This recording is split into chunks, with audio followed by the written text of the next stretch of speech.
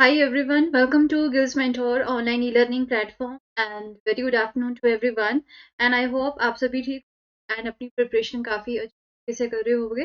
तो बच्चे एक बार मुझे कंफर्म कर दो that am I audible and visible properly, then we will start our today's session. So as you know कि डेली 2 बजे हमारी क्लास होती है शार्प 2 क्लास उसे स्टार्ट करते हैं जिसमें हमें जो है कौन सी सीरीज स्टार्ट की है ल्यूसेंट जीके की टॉप 500 एमसीक्यू जो सीरीज है वो हमने स्टार्ट की हुई है। तो इसमें हम क्या कवर करने वाले हैं जितने भी मतलब ल्यूसेंट के इम्पॉर्टेंट क्वेश्चंस हैं जो कि आपके एग्जाम पॉइंट ऑफ व्यू से बहुत ज़्यादा इम्पोर्टेंट राइट उन्हें हम यहाँ पे कवर करने जा रहे हैं। तो ये जो सीरीज है ये एसएससी चाहे आपका बैंकिंग का एग्जाम हो चाहे रेलवे का एग्जाम हो उन सभी को हम टारगेट करेंगे एंड इवन चाहे कोई भी स्टेट के यहाँ पे राजस्थान पंजाब राइट कोई भी स्टेट के यहाँ पे एग्जाम हो तो उन सभी को जो है हम टारगेट करेंगे। ओके तो ये आप सभी के लिए बहुत ज्यादा इंपॉर्टेंट है ये सीरीज। तो फटाफट से आ जाओ सभी एंड सेशन को एक बार लाइक एंड शेयर कर दो सो डैट की जो और स्टूडेंट्स हैं जो मतलब नीडी स्टूडेंट्स हैं एंड वो नहीं दे सकते तो उन सब के लिए हमने यहाँ पे ये free of cost series start की तो उन्हें भी यहाँ पे हेल्प मिलता है इस पर्टिकुलर सीरीज से। तो बच्चे एक बार सेशन को लाइक एंड शेयर कर दो राइट एंड उन बच्चों तक पहुंचा दो डिफरेंट ग्रुप्स में शेयर कर दो एंड इस टाइम पे हमें भी आपकी हेल्प की है। आपको जो है हम फ्री ऑफ कॉस्ट जो है ये स्टडी मटेरियल प्रोवाइड करवा रहे हैं तो आपसे जो है कोई एक पैसा भी हम जो है आपसे हम लाइक एंड शेयर करेंगे। तो इससे क्या होगा एक तो जो नीडी स्टूडेंट्स है उनकी दूसरा क्या रहेगा कि हमें जो है मोटिवेशन मिलता है देखिए आपको हमारी जो सीरीज है या फिर आपके लिए जो है ये हेल्पफुल है सीरीज तो ये हमें जो है पता चलता है आपके like and comments. So don't forget to like and share. तो now without wasting much time अभी हम स्टार्ट करते हैं सेशन को। ज़्यादा टाइम वेस्ट नहीं करती हूँ फालतू की बातों में। Okay so this is the first question and फटाफट से सभी ने ही आंसर करना है। आप सभी को पता ही है कि मैं क्लास से पहले आपको बोलती हूँ कि एटलीस्ट आंसर जरूर किया करो आपका लॉजिक जो है वो क्लियर होता है एंड इवन आपका जो है ये भी चीज़ क्लियर होगी कि आपको टाइम किस तरह से मैनेज आपके exam. Okay, so now the first question is the president of the second session of Congress. Okay, जो दूसरा यहाँ पे अधिवेशन हुआ था कांग्रेस का इंडियन नेशनल कांग्रेस का उसके जो है अध्यक्ष कौन से थे? दादा भाई नेहरू जी, कादम्बिनी गांगुली, फिरोज शाह मेहता या फिर डी इवाचा। कौन थे यहाँ पे सेकंड सेशन के प्रेसिडेंट ऑफ द कांग्रेस? दादा भाई नेहरू जी, कादम्बिनी गांगुली, फिरोज शाह मेहता या फिर D इवाचा।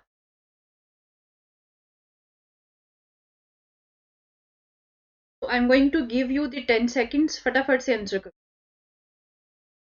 So the right answer should be the option A, that is the दादा भाई नेहरू जी। सेकंड सेशन हुआ था इंडियन नेशनल कांग्रेस का। कहाँ पे हुआ था? कलकत्ता में हुआ था, दिसंबर 1886 में हुआ था एंड इसके जो अध्यक्ष थे वो कौन से थे? दादा भाई के अध्यक्ष। So option A is the right answer. Now let's move on to the next question. Question says that Motilal Nehru and the Chittaranjan Das were the founder members of। कहते मोतीलाल नेहरू एंड जो चित्तरंजन दास है वो कौन सी पार्टी के संस्थापक थे और we can say the founder members? Communist party of India, forward bloc, socialist Swarajist party और राज्य party. So what should be the right answer? Answer करो with 10 second. Motilal Nehru and Chittaranjan Das were the founder members of the Communist Party of India, Forward Bloc, Socialist Suffragist Party or Swarajya Party. What could be the right answer? तो इसका जो right answer रहेगा that is the option D. Okay, Motilal Nehru and Chittaranjan Das जो है they were the founder members of the Swarajya party. Right, Swarajya party के जो है वो फाउंडर मेंबर्स थे जिसे 1923 में जो है इस्टेब्लिश किया गया था। कहाँ पे इसे इस्टेब्लिश किया गया था? इलाहाबाद में इसे जो है इस्टेब्लिश किया गया था। ओके, तो option D is the right answer. Now let's move on to the next question. तो कहते कि who among the following repeal the vernacular press act of the Lord Lytton. Lord Lytton के द्वारा जो लागू किया गया था यहाँ पे वर्नाकुलर प्रेस एक्ट जो था राइट उसे जो है किसके द्वारा रद्द किया गया था या फिर रिपील किया गया था? नॉर्थ ब्रुक के द्वारा, लॉर्ड डफरिन, एल्गिन टू या फिर लॉर्ड रिपन के द्वारा? तो यू हैव 10 सेकंड्स, फटाफट से आंसर करो। Who among the following repealed the vernacular press act of the Lord Lytton? Northbrook, Lord Dufferin, Elgin two या फिर लॉर्ड रिपन?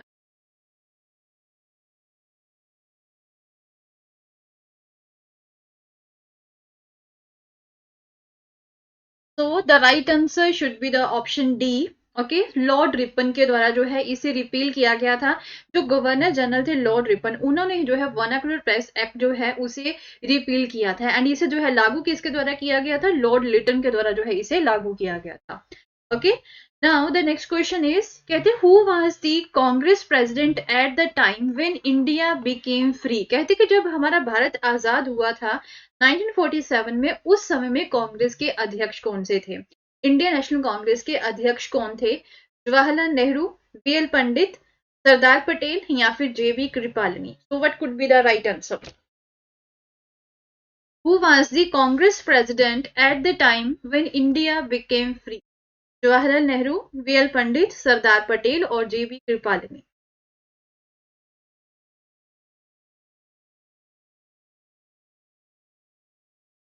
तो the right answer should be the option D, that is the JB Kripalani. Okay, क्या था यहाँ पे कि actual में 1947 में क्या हुआ था, हमारा जो भारत था वो आजाद हुआ था। तो उस समय में ना ये हमारे इंडिया के लिए एक बहुत ही क्रूशियल ईयर थे। तो उस समय में थोड़े से ना इंटरनेशनल कांग्रेस में आइडियोलॉजिकल डिफरेंसेस भी चल रहे थे, थोड़ी सी प्रॉब्लम्स चल रही थी। तो एक जो राइट विंग है वो वल्लभ भाई पटेल को बनाना चाहता था यहाँ पे कांग्रेस का अध्यक्ष, ठीक है। जो लेफ्ट विंग था वो जेबी कृपलानी को जो है यहाँ पे कांग्रेस के अध्यक्ष बनाना चाहते थे। बट एक्चुअल में क्या हुआ कि जेबी कृपलानी जो है वो काफी ज्यादा एक्सपीरियंस थे। तो ये बोला गया कि अभी ये जो ईयर्स हैं 1947 के काफी ज्यादा क्रूशियल ईयर्स हैं, तो इसमें जो है जेबी कृपलानी को ही जो है अध्यक्ष बनाना चाहिए। सो ऑप्शन डी जो है इसका राइट आंसर रहेगा, जेबी कृपलानी को ही बनाया गया था। Now the next question is, the secretary of the state for India was given powers by? कहते हैं कि जो हमारे secretary of state for India है, राइट, ये एक पोस्ट बनाई गई थी हमारे भारत में। तो इन्हें जो है पावर्स कौन से अधिनियम के द्वारा दी गई थी? एक्ट ऑफ 1909 के द्वारा, act of 1919, the act of 1858 और the act of the 1861? What could be the right answer?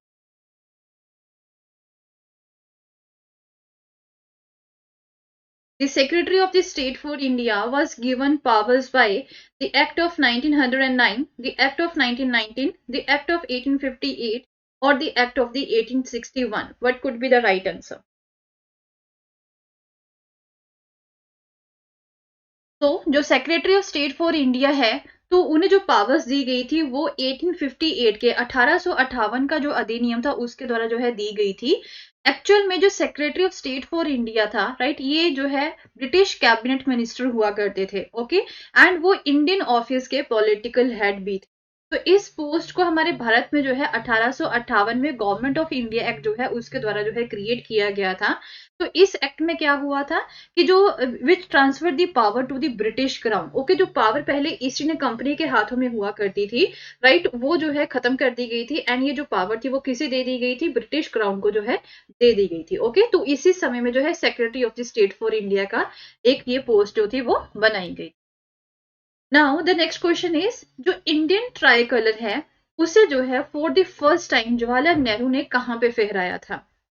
At the ramparts of the Red Fort in 1947, on the bank of the Ravi at Lahore in 1929, when India became a democratic republic in 1950, or when the Government of India Act was passed in the 1935? जो Indian try colour है, जो हमारा तिरंगा है, उसे सबसे पहली बार जवाहरलाल नेहरू ने कहां पे फहराया था? लाल किले के ऊपर 1947 में, या फिर रावी के किनारे लाहौर में 1929 में, जब इंडिया एक डेमोक्रेटिक रिपब्लिक बन गया था 1950 में, या फिर जब गवर्नमेंट ऑफ इंडिया एक्ट 1935 को पास किया गया था तब? यहाँ तो ऑब्वियसली इसका जो राइट आंसर रहेगा ऑप्शन बी होगा।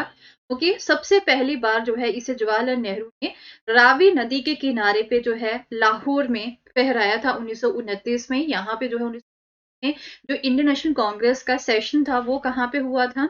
वो भी जो है यहीं पे हुआ था, लाहौर में ही हुआ था। तो ये जो सेशन है ना एक बहुत ज्यादा इंपॉर्टेंट है हमारी हिस्ट्री में, कि पूर्ण स्वराज की जो डिमांड थी, ओके, पूर्ण स्वराज की जो डिमांड थी वो भी सबसे पहली बार जो है इसी सेशन में ही रखी गई।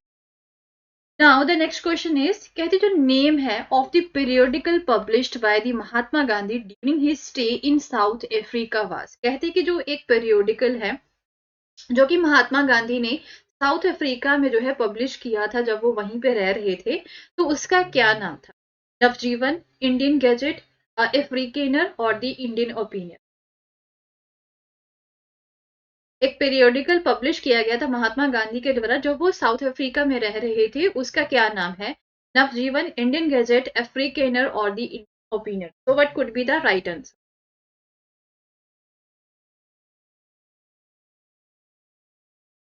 So the right answer should be the option D, that is the Indian opinion। ये क्वेश्चन जो है बहुत बार पूछा गया है, एसएससी में भी ये इंपॉर्टेंट है, एंड इवन अगर हम पंजाब की बात करें, पी ट्रिपल एस पी की बात करें, तो वहां पे भी जो है इसे काफी बार, तो टू मच इंपॉर्टेंट क्वेश्चन है। तो name of the periodical published by the Mahatma Gandhi जब वो साउथ अफ्रीका में स्टे कर रहे थे, वहां पे प्रैक्टिस कर रहे थे, तो उसका क्या नाम था? Indian. Now the next question is, till now जो हमारा प्रीएम्बल है हमारे भारतीय संविधान का, उस जो है कितनी बार संशोधन किया जा चुका है? अभी तक जो है हमारे भारत का जो प्रीएम्बल है जो हमारे संविधान में डाला गया, उसे कितनी बार जो है संशोधित किया गया है? कभी नहीं, एक बार, दो बार या फिर तीन बार? नेवर, वंस, ट्वाइस और thrice? Till now, the preamble of the Indian Constitution of India has been amended for how many times? इसका जो राइट आंसर रहेगा ओनली वंस आएगा। Okay, option B is the right answer. इससे जो है only 42nd जो amendment हुआ, okay, जो 42nd संशोधन हुआ था 1976 में, 1976 में, उसी टाइम पे जो है एक बार इसे अमेंड किया गया था। तो इसके थ्रू जो है तीन शब्द इसमें डाले गए थे, एक है सेकुलर, सोशलिस्ट एंड इंटेग्रिटी। तो ये तीन शब्द है जो इसमें डाले गए थे इस संशोधन के द्वारा। ओके, तो प्रियम्बल को वैसे संशोधित जो है किया जा सकता है, कौन कर सकता है इसे? जो हमारी संसद है, हमारी जो पार्लियामेंट है, उसके पास ये पावर दी गई है। कौन से जो है अनुच्छेद के द्वारा इसे पावर दी गई है? अनुच्छेद 368 के द्वारा जो है इसे पावर दी गई। Okay, now let's move on to the next question. कहते हैं which schedule of the Indian constitution mention about the division of power between the union and the states? कहते हैं हमारे भारत के संविधान का जो कौन सा शेड्यूल है या फिर कौन सी सूची है जो यहाँ पे बात करती है यूनियन एंड स्टेट्स के बीच में जो पावर है उसके डिवीजन को लेके? 6 शेड्यूल, 7 शेड्यूल, 8 शेड्यूल या फिर 9 schedule? So what could be the right answer?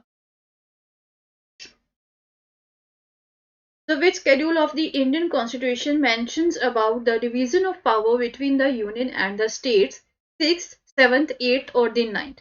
तो इसका जो राइट आंसर रहेगा that is the 7th schedule. Okay, जो 7th शेड्यूल है हमारे भारत के संविधान का, उसमें जो सेंटर एंड स्टेट के बीच में जो पावर है उसकी डिवीजन के बारे में जो है बात की हुई है। तो इस पावर को जो है उन्होंने जितने भी मतलब हमारे यहाँ पे मैटर्स हैं उसे तीन लिस्ट में डिवाइड किया है। तीन लिस्ट बनाई गई हैं, एक है यूनियन लिस्ट। ओके, तो कुछ डिपार्टमेंट यहाँ पे सेंटर के अंडर आते हैं। एक लिस्ट 2 बनाई गई है जो कि स्टेट लिस्ट है, जो डिपार्टमेंट यहाँ पे स्टेट्स के अंडर आते हैं। एंड एक लिस्ट 3 है जिसे हम कंकरेंट लिस्ट बोलते हैं, जिसमें जो है दोनों को ही थोड़ी थोड़ी पावर जो है वो दी गई है।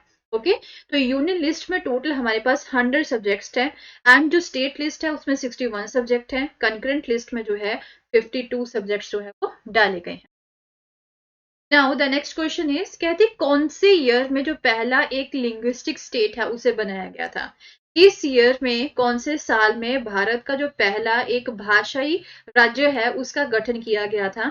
1952 में, 1953, 54 और the 56? So in which year was the first linguistic state formed? 1952, 53, 54 or the 56?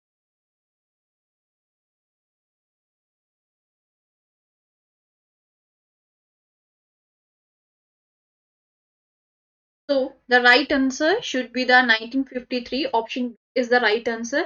सबसे पहला जो एक लैंग्वेज के बेस पे एक भाषाई जो राज्य बनाया गया था हमारे भारत का, वो अक्टूबर 1953 में बनाया गया था, आंध्र स्टेट। ओके, इसमें क्या था कि जो मद्रास स्टेट है, जो मद्रास राज्य है, उसमें से जो तेलुगु स्पीकिंग एरियाज है उन्हें अलग कर दिया गया था। तो तेलुगु स्पीकिंग एरियाज वाला जो एरिया था उसे क्या बोला गया था? आंध्रा बोला गया था, आंध्र प्रदेश। ओके, तो option B is the right answer. Now let's move on to the next question। कहते कि कौन सा संशोधन है जिसके द्वारा जो है ये कंपल्सरी बना दिया गया है राष्ट्रपति के लिए कि जो भी कॉन्स्टिट्यूशनल अमेंडमेंट बिल होता है, ओके, उसे जो है अपनी स्वीकृति जो है वो देनी ही, अपना एसेंट जो है वो देना ही होगा। 21st अमेंडमेंट, 24th, 29th और 31st। Which amendment made it obligatory on the President to give his assent to the Constitutional Amendment Bill 21st, 24th, 29th or the 31st?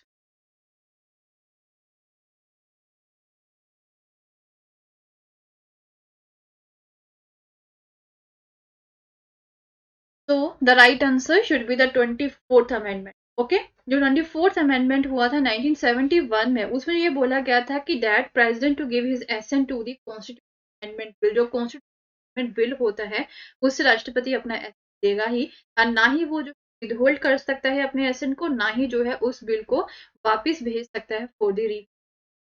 Okay, now the next question is, कहते कि which of the following fundamental duties were added by the 86th Amendment Act of 2002?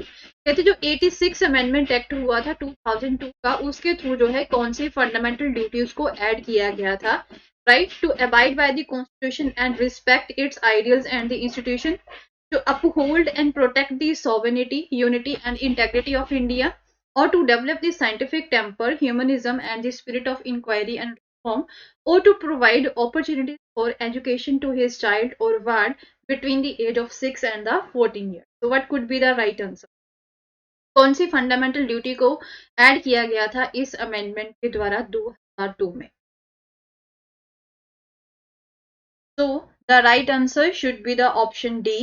Okay, so right to education है, to provide opportunities, 6 से 14 साल तक के जो बच्चे हैं, राइट, वो जो है अपॉर्चुनिटीज देनी है, एजुकेशन जो अपॉर्चुनिटी देनी है, तो ये किसकी रिस्पॉन्सिबिलिटी बनती है? जो उनके यहाँ पे वार्ड्स होते हैं, पेरेंट्स रिस्पॉन्सिबिलिटी है, फंडामेंटल ड्यूटी में इसे डाला गया था।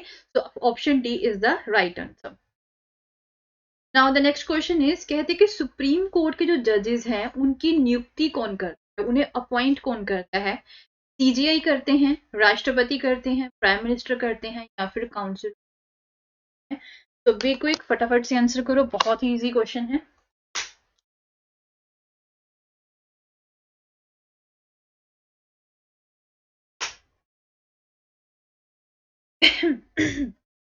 तो राइट आंसर रहेगा option B, that is the president. Okay, supreme court के जजेस हो, चाहे वो हाई कोर्ट के जजेस हो या फिर कोई जजेस हो, सभी की जो नियुक्ति है वो कौन करता है?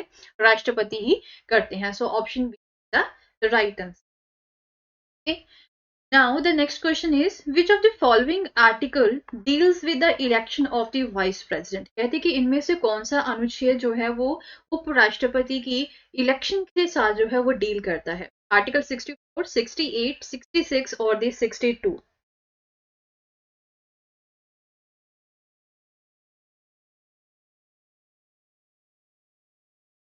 Which of the following article deals with the election of the vice president?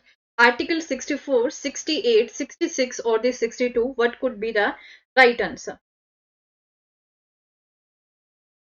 So the right answer should be the option C, that is the Article 66. Okay, जो Article 66 है वो जो है राष्ट्रपति के बारे में बात करते हैं, उनके इलेक्शन के बारे में, उनके निर्वाचन के बारे में जो है ये बात करता है।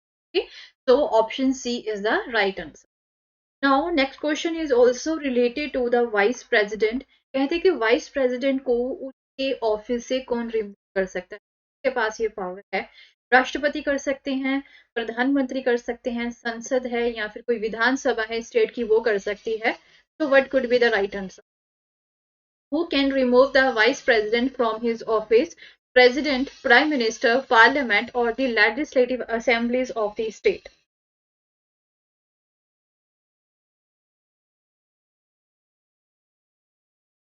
So the right answer should be the option C.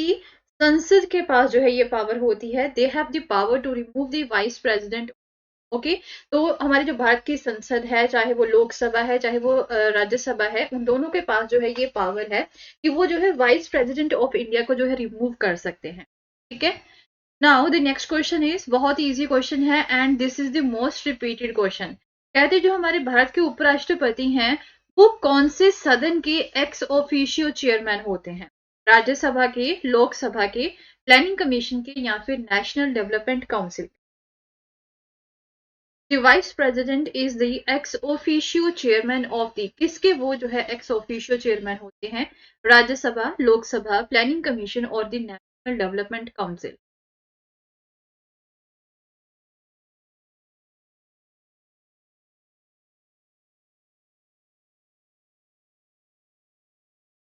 So the right answer Rajya Sabha. Okay, so option A is the right answer. Lok Sabha के अध्यक्ष कौन होते हैं? स्पीकर होते हैं. ठीक है, एंड अगर राज्यसभा की बात करें तो वाइस प्रेसिडेंट जो है इसके एक्स ऑफिशियो चेयरमैन होते हैं. Right. Now the next question is, कहते कि which amendment of the constitution of India increase the age of retirement of high court जजेस फ्रॉम 62 ईयर्स? कहते कि कौन सा संशोधन हुआ था हमारे भारत के संविधान में जिसमें हाई कोर्ट के जजेस की जो रिटायरमेंट की एज है उसे 60 से बढ़ाकर जो है 62 वर्ष कर दिया गया था? कौन सा संशोधन किया गया था?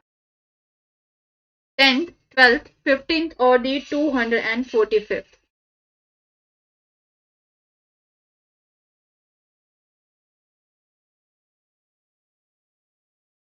So the right answer should be the 15th. Okay, so option C, 15th amendment हुआ था हमारे भारत के संविधान में जिसमें क्या था कि जो एज ऑफ रिटायरमेंट थी हाई कोर्ट के जजेस की उसे जो है बढ़ा के 60 से 62 ईयर्स कर दिया गया. तो option C is the right answer. Now the next question is, कहते जो कॉन्टिजेंसी फंड है हमारे भारत का उसके कस्टडियन कौन होते हैं? प्राइम मिनिस्टर होते हैं, या फिर सुप्रीम कोर्ट के जजेस हो गए, प्रेसिडेंट हो गए, या फिर फाइनेंस में? Who is the custodian of the contingency fund of India?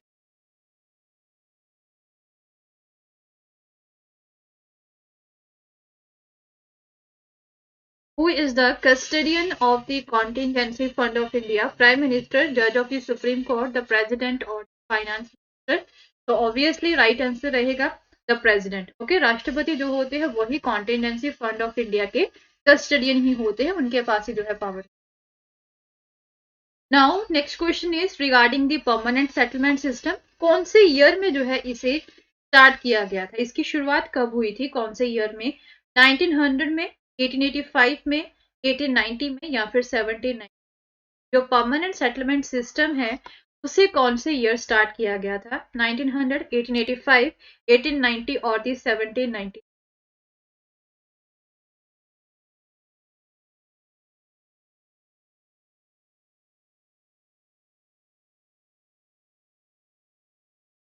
तो इसका जो राइट आंसर रहेगा that is the option D, 1793 में. ओके, सबसे पहली बार जो है इसे परमानेंट सेटलमेंट सिस्टम को बंगाल में इंट्रोड्यूस किया गया था, देन बिहार में. ओके, फिर साउथ डिस्ट्रिक्ट जो है मद्रास एंड वाराणसी के वहां पे इसे स्टार्ट किया गया था. उसके बाद में धीरे धीरे जो है ये इसे उत्तर भारत में भी फैला दिया गया था. ओके, 1793 के द्वारा जो है काफी सारे यहाँ पे रेगुलेशंस लाए गए थे जिसके थ्रू जो है इसे पूरे भारत में, उत्तर भारत में जो है स्टार्ट किया गया था. Okay, now the next question is regarding the ब्रह्म समाज. कहते कि जो ब्रह्म समाज है जिसे स्टार्ट किया गया था उसका मेन एम क्या था, उसका मेन पर्पस क्या था? कि हिंदुइज्म को प्यूरिफाई करना एंड मोनोथिज्म को प्रीच करना, या फिर जितने भी सोशल इविल्स हैं उसे क्रिटिसाइज करते थे, आइडोलेटरी मूर्ति पूजा को ये खंडन करते थे, या फिर बोथ ए एंड बी? कहते कि हिंदुइज्म में उसे जो है थोड़ा सा प्यूरिफाई करना, या फिर मोनोथिज्म. मोनोथिज्म क्या होता है कि only one god, only one god में जो है विश्वास करना. This is known as the monotheism. तो क्या इनके मेन पर्पस से, कौन से मेन इनके एक तरह से हम बोल सकते हैं कि क्या इनके प्रिंसिपल से जिसके ऊपर जो है ये काम करते हैं? So the right answer should be the option C, both A and B. Okay, कहते कि जो ब्रह्म समाज है so it was the first important organization था हमारे religious reforms के लिए. सबसे पहले तो ये मूर्ति पूजा का खंडन करते थे एंड जितने भी मीनिंगलेस यहाँ पे राइट्स हैं, रिचुअल्स हैं, उन सभी को ये डिस्कार्ड करते थे. एंड इवन ये अपने मेंबर्स को ये भी बोलते थे कि किसी दूसरे रिलीजन को भी जो है बुरा नहीं बोलना है. ठीक है, उन्हें भी ये मना करते थे. हिंदुइज्म को प्यूरिफाई करना and monotheism, only one God को जो है प्रीच करते थे. कहते कि यहाँ पे डिफरेंट गॉड है, डिफरेंट नेम से जो है, बट सभी जो है एक ही है. ओके, तो it criticize the social evils, जो हमारी सोसाइटी में गलत जो है कुरीतियां चल रही थी, जैसे कि एक तरह से सती प्रथा हो गई है ना, तो इस तरह की इवल्स को जो है ये क्रिटिसाइज करते थे एंड मूर्ति पूजा का ये खंडन करते हैं। तो that's all for the day. आज के लिए बस इतना ही। एंड आई होप आपको सेशन अच्छा लगा होगा। अगर आपको सेशन अच्छा लगा देन प्लीज सेशन को सभी लाइक एंड शेयर जरूर करना। एंड आपकी जो है हेल्प की हमें बहुत ज़्यादा नीड है। आप सेशन को लाइक करोगे, शेयर करोगे, तभी जो कि नीडी स्टूडेंट है वहां तक हेल्प जो है उन बच्चों की हेल्प हो सके, तो वहां तक हमारा सेशन। तो अगर आप कुछ भी नया चाहते हो, कोई आप मतलब अगर आपके पास कोई सजेशन है, राइट, तो वो भी आप मुझे कमेंट सेक्शन में हो एंड डेफिनेटली जो है नेक्स्ट क्लास पे मैं उन्हीं सजेशंस के ऊपर जो है वर्क कोशिश करूँ, राइट। तो सेशन को एक बार लाइक एंड शेयर जरूर करना एंड जो व्यूज है, आपके जो सजेशंस है वो भी यहाँ पे देना कमेंट में। एंड अगर आपने चैनल को सब्सक्राइब नहीं किया है then please do subscribe this channel so that की डेली 2 बजे हमारी क्लास होती है, तो उसका जो लाइव नोटिफिकेशन है वो आपको मिले, राइट। तो मिलते हैं अभी फिर कल दोबारा से same time. Thank you so much, have a nice day.